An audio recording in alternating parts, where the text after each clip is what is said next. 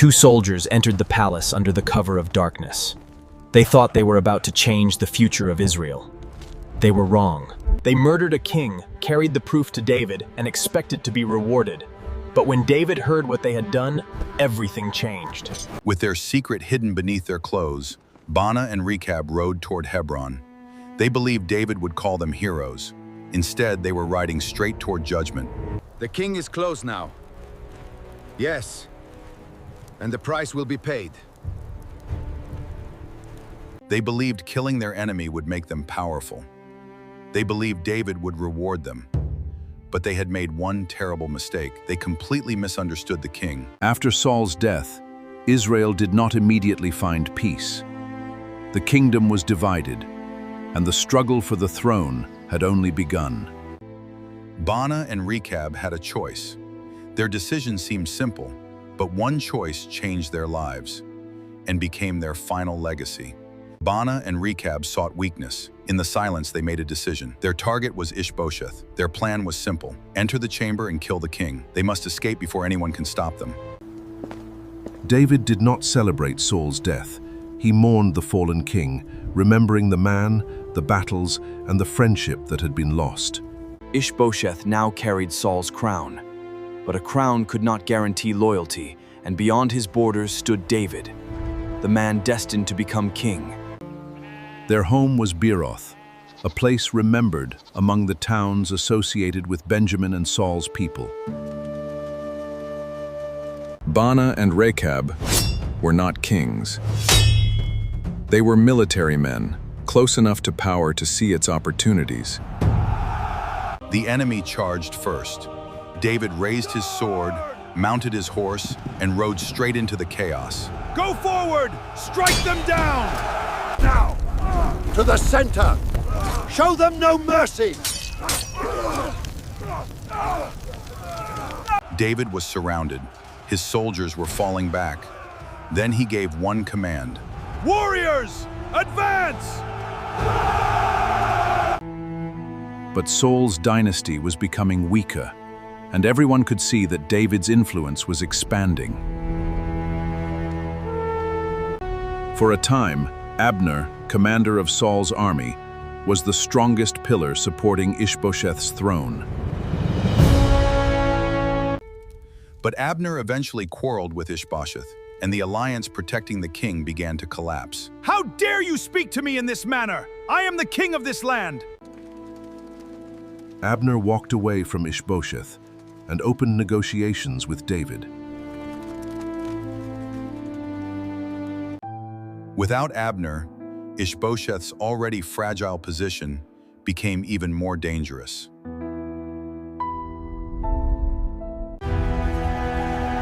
David's influence continued growing, while Saul's remaining house struggled to survive. Inside Ishbosheth's palace, fear replaced confidence.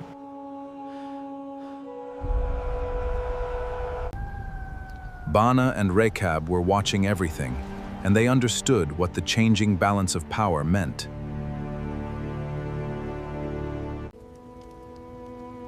Instability. It is not danger, it is opportunity. Changed everything. Abner was dead.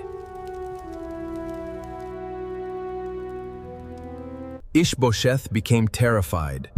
His strongest protector was gone, and David's power was rising.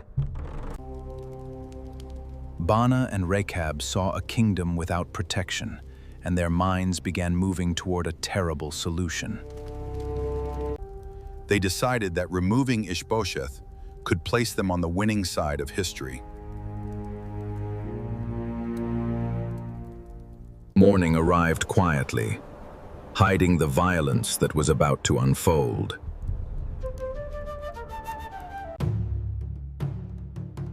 Baanah and Rechab entered the palace as though nothing unusual was happening.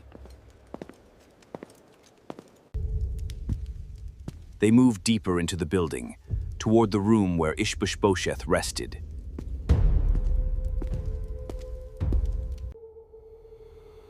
Ishbosheth was resting inside, unaware that danger had already entered his house.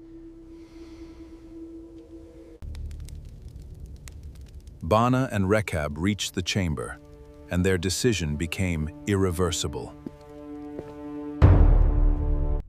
They attacked Ish-bosheth and killed him while he lay vulnerable. Then came silence. The king was dead, and the brothers had crossed a line they could never erase. They took Ishbosheth's head and fled, believing they were carrying proof of a great victory. They rode away toward David, convinced their terrible act would make them valuable. The battle was over. Saul was dead, and Israel stood divided. But far from the battlefield, another man was about to learn that the kingdom had changed forever. They imagined rewards, influence, and perhaps a permanent place beside the new king. A messenger finally reached David in Hebron. He carried news from the battlefield, but the truth he brought would change the balance of power in Israel. The messenger confirmed the terrible news. Saul had fallen. Israel's king was dead, and the nation now stood on the edge of an uncertain future. Every mile toward David strengthened their confidence.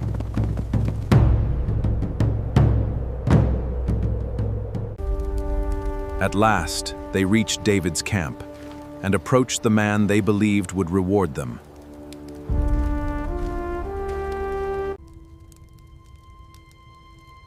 They stood before David and announced that Ishbosheth was dead.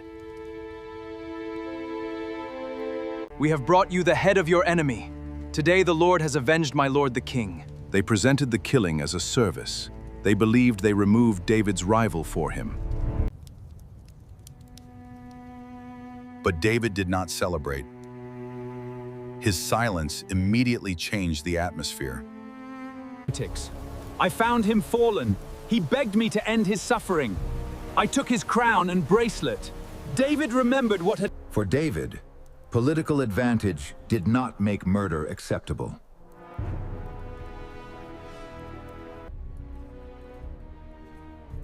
So why would Baanah and Rechab expect a different response? Their confidence disappeared as they realized David was not impressed.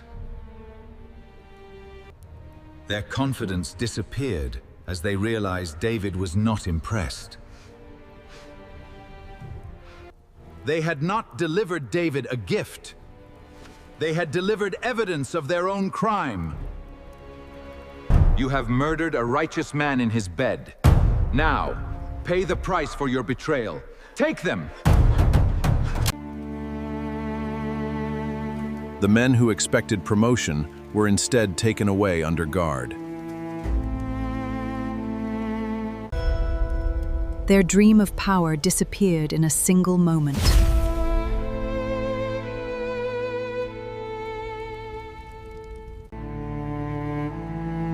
They would not become heroes of David's kingdom.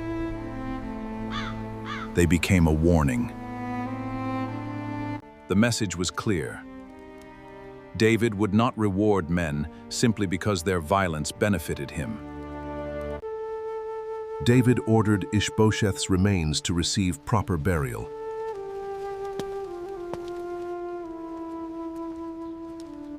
A king must think beyond victory. He must decide what kind of kingdom he wants to build. David understood that a throne built entirely on blood would never create lasting trust. Israel had already suffered conflict, betrayal, and political violence. Every political victory carried a human cost, and David knew it. Baanah and Rechab made the mistake of believing that ambition could outrun consequence.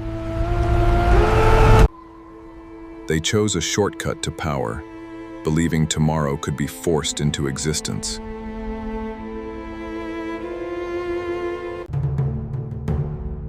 but the shortcut became a trap, and the men who set it were caught inside it. Power can make people believe they understand what powerful leaders want. They calculated David's politics correctly, but completely misunderstood David's character. David had already shown that he would not celebrate the unauthorized killing of Saul. Political loyalty could not mean murdering anyone who stood between a soldier and power. Now the same principle confronted Baanah and Rechab.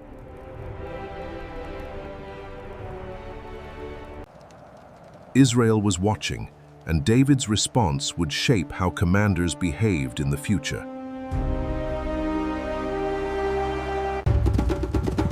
News of Baanah and Rechab's fate quickly traveled across Israel.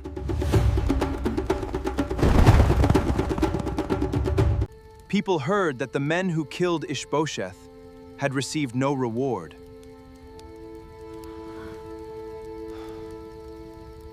Military commanders heard an even stronger message.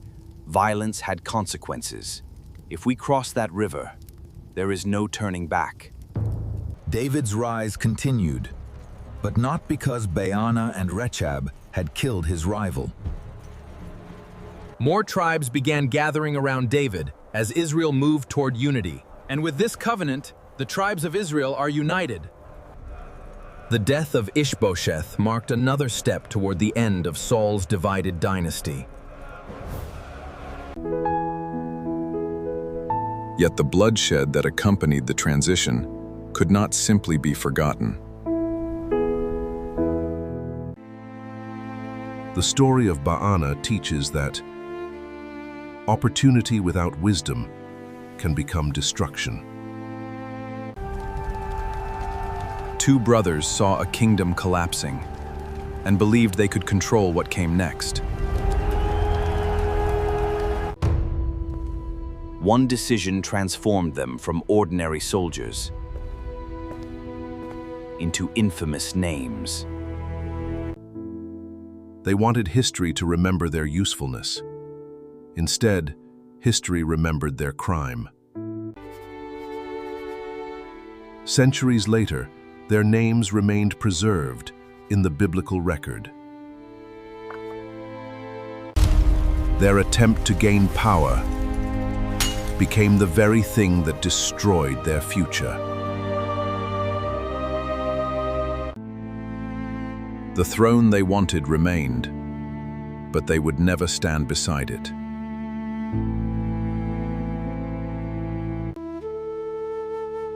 Ishbosheth's reign ended violently, but his story became part of Israel's transition to a united kingdom. David's reaction revealed a ruler unwilling to treat every enemy's death as good news. For David, justice mattered even when the victim had once opposed him. The assassination became a test, not of Ish-bosheth, but of David. Baanah and Rechab assumed they knew what David wanted. This is our chance to strike and win his favor. A rival is still a human being, and killing a rival does not automatically make a kingdom stronger. Ambition often focuses on the prize while ignoring the price.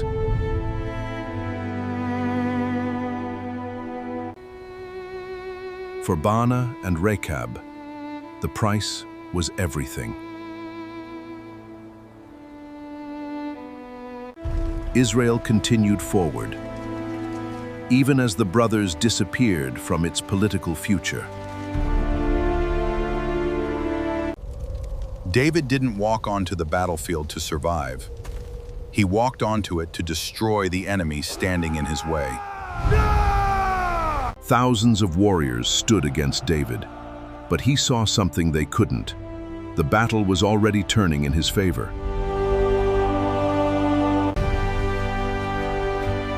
David's kingdom would eventually become one of the most remembered kingdoms in biblical history. But the shadow of Saul's house remained part of David's story.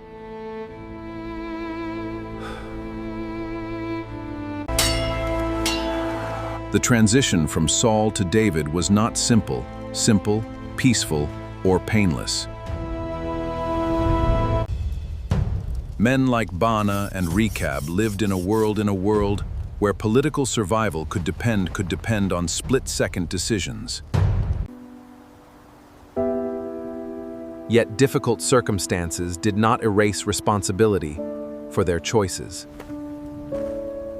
Return to the palace, and the entire story can be traced to one decision. A door opened. Two men entered. One king never walked out. Then those same men rode toward David, believing they had won. But when they reached David, their victory became their downfall.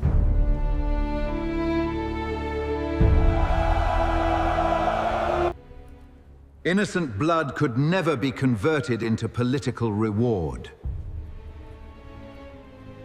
In front of the king, their confidence collapsed. No, Your Majesty, mercy! Please, no! Afterward, there was no celebration, only the silence left by a terrible decision. The crown remained. The men who thought they could purchase it with blood did not. The judgment was final, and the brothers' plan ended exactly opposite to what they expected.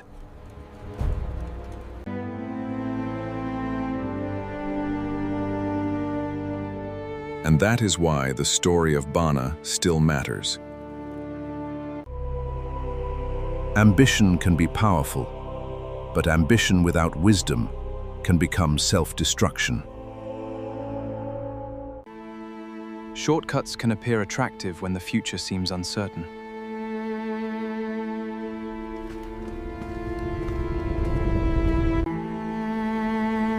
But every shortcut carries consequences, especially when innocent lives are involved.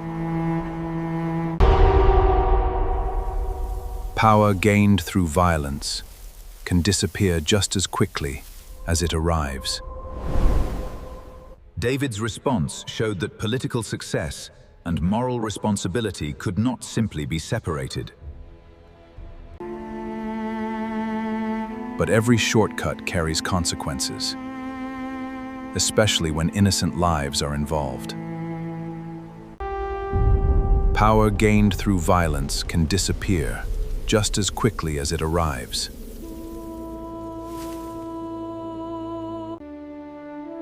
David's response showed that political success and moral responsibility could not simply be separated. The divided kingdom was slowly becoming one. Israel watched, learned, and moved toward a new political order. Saul's era was ending. And David's era was beginning. But the road between those two eras was stained by conflict and betrayal. Baanah made the mistake of believing he could control that transition.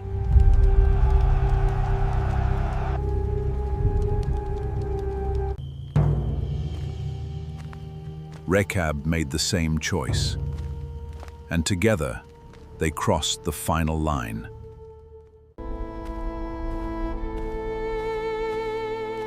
Once the deed was done, there was no way to return. But by the time they arrived, their imagined future had already disappeared.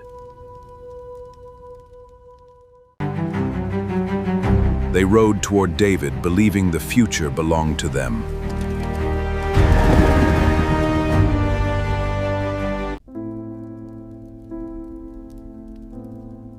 History gave them neither power nor glory. What motivated them? Fear, ambition, loyalty, or all three? They lived in a dangerous political world where choosing the wrong side could mean death. But fear alone does not explain their decision. They also wanted to gain from the changing order. When fear and ambition combine, terrible decisions can suddenly seem reasonable. They thought David would reward them. They never understood that David could judge them. He had survived lions, giants, betrayal, and exile.